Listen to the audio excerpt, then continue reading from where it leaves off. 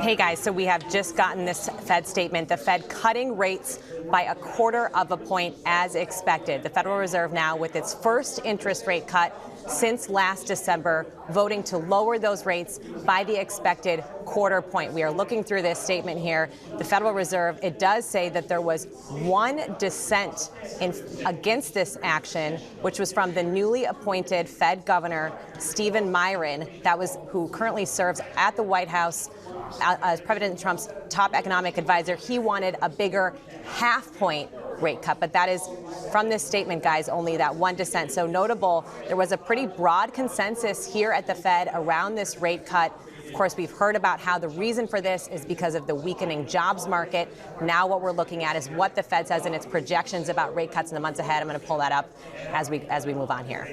Okay, and I mean, Alexis, these cuts coming after Trump led the months-long pressure campaign against the Fed to lower the rates. So did that pressure clearly play a part in today's decision?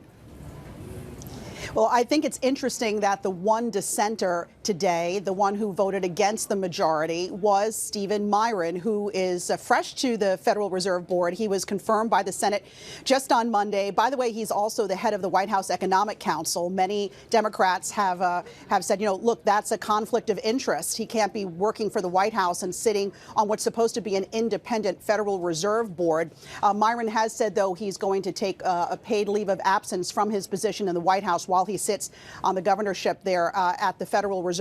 But he, again, wanting that more aggressive interest rate cut of 0.5%. In the July meeting, we had two dissenters, two Trump-appointed Fed governors there, Waller and Bowman, who wanted the Fed to cut rates at that time. It seems like this time they were okay with the 1/4 point cut, but Muir, again, wanting that half-point cut from the Federal Reserve.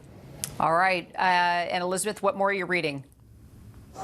Yeah, Kira, so the other key headline here is that the Fed is now signaling more interest rate cuts beyond this one just announced here moments ago in the months ahead. And that signals a concern and really a pivotal moment here, Kira, in that the Fed is now looking at the economy and it's saying we need to embark on this cycle of rate cuts, not just today, but more in the future, likely two more, just according to its projections. And this is just a set of forecasts that it releases. We'll have to hear what the Fed chair says in a couple of minutes, but indicating that there are more rate cuts ahead.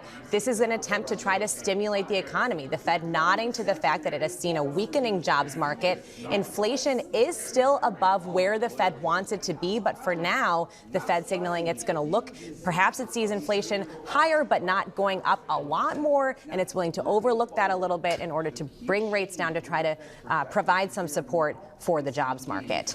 All right, ladies, thanks for the update on the breaking news. We'll follow it throughout the day.